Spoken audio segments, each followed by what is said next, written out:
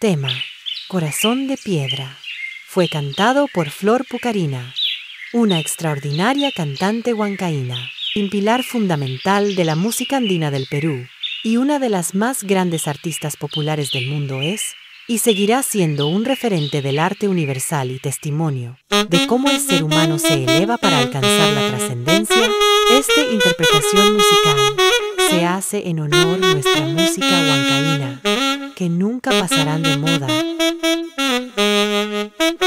Saxofón solo, interpretado por Oliver Muñoz Huamanlazo, un saxofonista con mucho talento y hermoso sonido, que hace y ama la música folclórica, especialmente la nuestra. No olvides darle me gusta y compartir, así nos ayudas a seguir creciendo.